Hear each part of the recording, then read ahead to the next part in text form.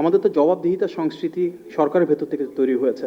মাননীয় প্রধানমন্ত্রী এবং ওনার নির্দেশে মন্ত্রিসভার যারা সদস্যবৃন্দ রয়েছেন, সংসদ সদস্যবৃন্দ রয়েছেন, প্রত্যেকে জবাবদিহিতা নিশ্চিত করে কাজ করে চলেছেন। আমাদের বর্তমান সরকারের সময়ে সর্বোচ্চ বাক স্বাধীনতা নিশ্চিত করা হয়েছে, যেটা আমরা সবসময় বলছি। গণমাধ্যমের স্বাধীনতা, সংবাদপত্রে যারা রয়েছেন, সংবাদকর্মী যারা রয়েছেন, আমরা চেষ্টা করছি যেন সবাই নিজেদের মতন করে স্বাধীন মতামত পোষণ করেন, স্বাধীন মতামত প্রকাশ করেন। তবে একই সাথে গণমাধ্যমের যারা দায়িত্বে রয়েছেন ওনাদের কাছ থেকে আমরা দায়িত্বশীল আচরণ প্রত্যাশা করি। আমরা মনে করি যা সত্য, সঠিক, যা ন্যায্য, ন্যায়সঙ্গত, সবার সেটাই তুলে ধরা উচিত।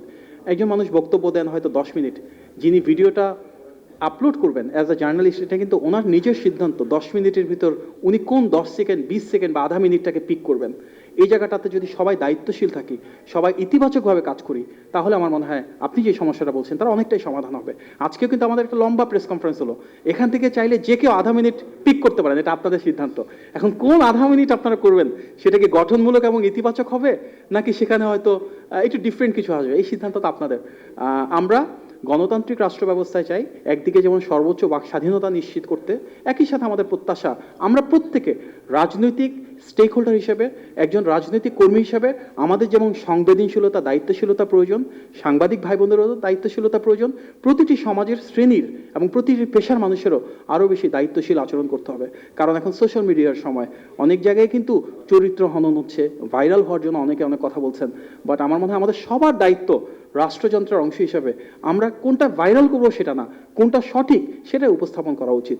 পপুলার কোনো কিছু করার চাইতে যেটা রাইট, যেটা আমাদের মাননীয় প্রধানমন্ত্রী বলেছিলেন, সেটার দিকে মনে হয় আমাদের সবার একসাথে কাজ করা উচিত।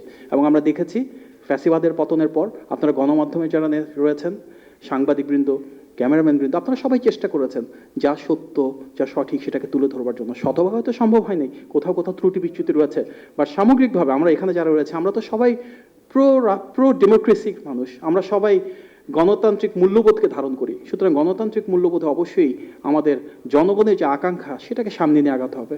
জনগণের আকাঙ্ক্ষা সেটাই যেটা ইতিবাচক রাজনীতি, সেটাই যেখানে সৌহার্দ্যবোধ থাকবে, সম্প্রীতি থাকবে, পারস্পরিক সম্মানবোধ থাকবে, যেখানে টুকটাক জনপ্রিয়তার জন্য হুট করে একটা কিছুতে ভাইরাল হয়ে যাওয়ার প্রবণতা থেকে আমরা বেরিয়ে আসবো। আমরা সেই ইতিবাচক ধারার রাজনীতি সামনের দিকে বাংলাদেশে বিনির্মাণ করবার জন্য মাননীয় প্রধানমন্ত্রীর দিক থেকে সরকারের সকল অংশীদার মিলে সর্বতোভাবে দায়বদ্ধ।